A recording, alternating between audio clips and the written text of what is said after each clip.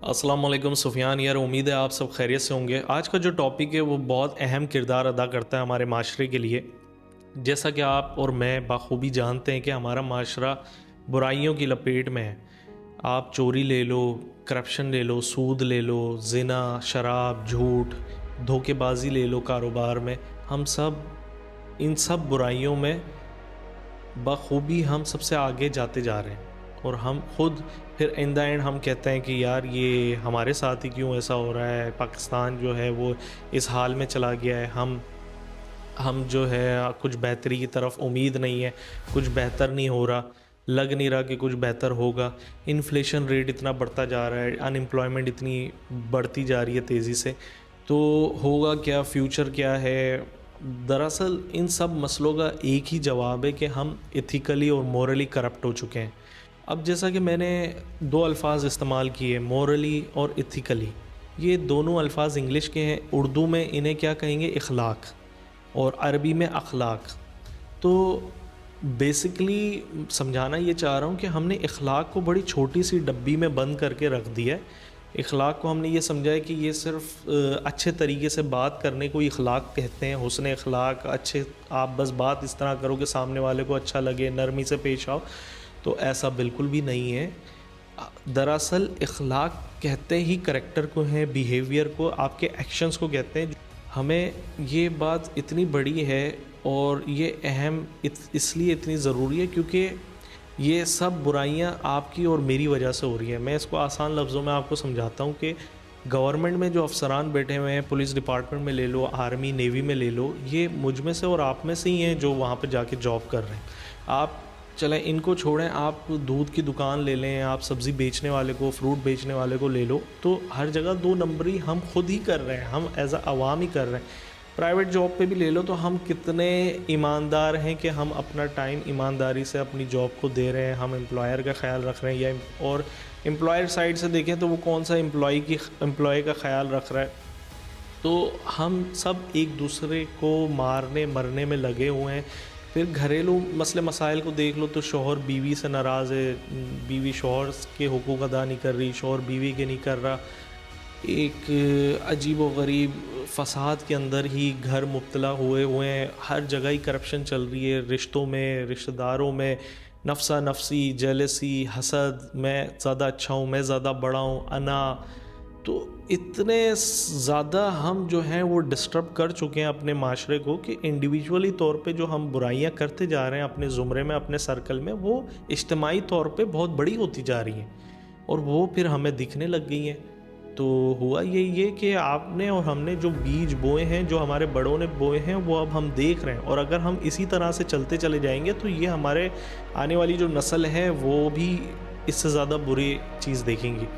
تو امید کرتا ہوں ایسا نہ ہو، اسی لیے یہ بات کرنا آپ سے زیادہ ضروری ہے، اور آپ کو سمجھانا اور آپ سے کچھ سمجھنا زیادہ ضروری ہے، کیونکہ ہمارے نزدیک تو یہی ہے کہ ہم سب صحیح ہیں، ہم سب بہتر ہیں، اور ہم سب نیک ہیں۔ آپ ابھی دیکھ لیں کہ رمضان آنے والا ہے، تو رمضان میں سب سے زیادہ نمازیں، روزے، زکوٰۃ، حج، عمرے، سب ہم نے کرنے ہیں، ساری نیکیاں ہم نے پرفارم کرنی ہے۔ اب وہ نیکیاں آپ دیکھ لو کہ آپ کے 24 گھنٹے میں کتنے گھنٹے لگتے ہیں آپ کو وہ نیکیاں کرنے میں، اور باقی کے جو گھنٹے ہیں، جو اچھا خاصا بڑا چنک ہے، 22-23 گھنٹے یا 20 گھنٹے آپ زندگی کے جو انٹریکٹ کر رہے ہو وہ مخلوق کے ساتھ کر رہے ہو، اللہ کی مخلوق کے ساتھ کر رہے ہو، تو ان کے ساتھ آپ کا کیا رد عمل ہے، آپ کا گھر میں کیا رد عمل ہے، آپ وہاں پر کس طرح سے اپنے کریکٹر کو آپ پلے کر رہے ہو، آپ کس طرح بیہیو کر رہے ہو، آپ ذمہ داریاں اپنی نبھا رہے ہو نہیں نبھا رہے ہو، تو ہم نہیں نبھا رہے، جبھی تو یہ برائیاں اتنی عام ہو گئی ہیں۔ تو اللہ پاک نے آپ پہ ذمہ داری ڈال دی ہے، جو ہم سب اپنے آپ کا احتساب ایزیلی کر سکتے ہیں آرام سے،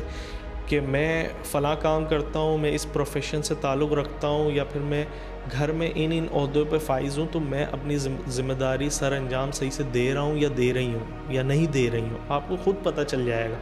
پھر آپ دیکھو آپ اس میں کتنے سچے ہو، تو آپ جب اپنا احتساب خود کرنے لگو گے، اپنی ڈائریکشن کو سیٹ کرنے لگو گے، اسے اخلاق بولتے ہیں۔ اخلاق ہے یہ کہ ہمارے پیارے رسول صلی اللہ علیہ وسلم نے خود فرمایا کہ مجھے بھیجا ہی گیا ہے تم لوگوں کو اچھا اخلاق بتانے کے لیے، کہ اخلاق کی اعلیٰ مثال قائم کرنے کے لیے اللہ پاک نے حضور صلی اللہ علیہ وسلم کو ہمارے درمیان بھیجا۔ اور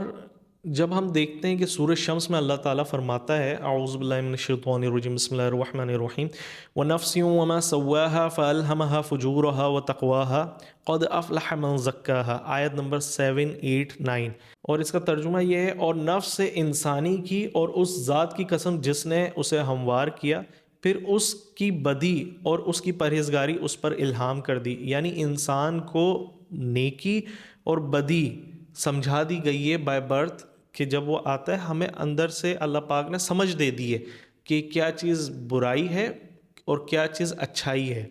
یقیناً فلاح پا گیا، یقیناً وہ فلاح پا گیا وہ جس نے نفس کا تزکیہ کیا، یعنی کہ اپنے نفس کو پاک کیا، یعنی اپنے آپ کو پاک کیا، اپنی اصلاح کی، وہ فلاح پا گیا۔ تو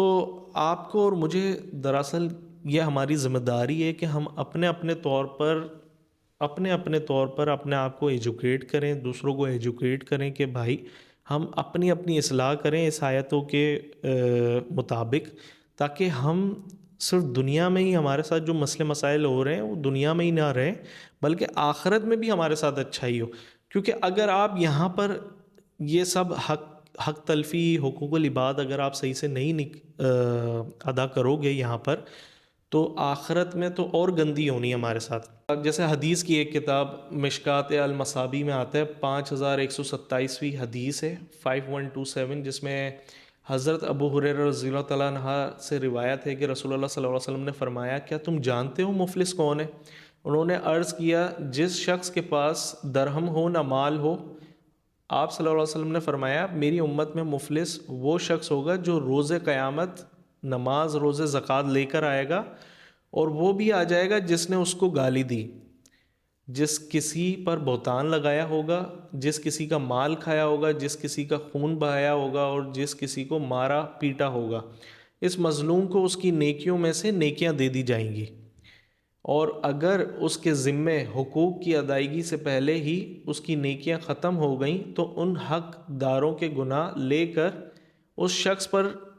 ڈال دیے جائیں گے، پھر اسے جہنم میں پھینک دیا جائے گا۔ یعنی کہ آپ دیکھو کہ ہمارے پیارے رسول صلی اللہ علیہ وسلم نے بتایا کہ مفلس کون ہوگا؟ مفلس وہ نہیں ہوگا جس کے پاس مال و دولت نہیں ہوگی، مفلس وہ ہوگا کہ جو کہ نیک ہوگا، پرہیزگار ہوگا، نمازی ہوگا، سب اس نے حج روزے زکوٰۃ سب ادا کیے ہوں گے، مگر اس نے حقوق العباد نہیں کیے ہوں گے، حقوق العباد کی اس نے دھجیاں اڑا دی ہوں گی۔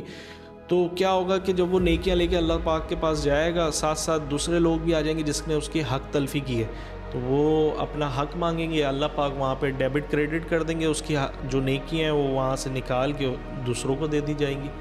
تو جب نیکیاں ختم ہو جائیں گی، پھر اس کے بعد اور بھی اگر اس نے حق مارے اور وہ لوگ بھی لائن میں کھڑے ہوئے، تو پھر ان کے گناہ نکال کے اس کے اعمال میں ڈال دیے جائیں گے۔ اللہ پاک ہمیں بچائے اس چیز سے،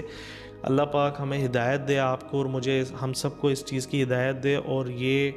بڑی ڈرا دینے والی بات ہے، کڑوا سچ ہے یہ، اور اللہ پاک ہماری آنکھیں کھول دے تاکہ ہم دیکھیں اس اگر کتنا ہی خوبصورت بات ہے، پر امید رہیں کہ اگر ہم واقعی اپنے آپ کو انڈیویجولی طور پر آج سے صحیح کرنا شروع کر دیں تو معاشرہ کو چینج ہوتے ہوئے زیادہ ٹائم نہیں لگے گا۔ انشاءاللہ عز و جل ہم بہت جلد کامیابی کی راہ پر گامزن ہوں گے، ہم بہت اچھے طریقے سے آگے چل رہے ہوں گے، مجھے پوری اللہ کی ذات سے امید ہے۔ انشاءاللہ اس ویڈیو کو شیئر کرنا مت بھولیے گا،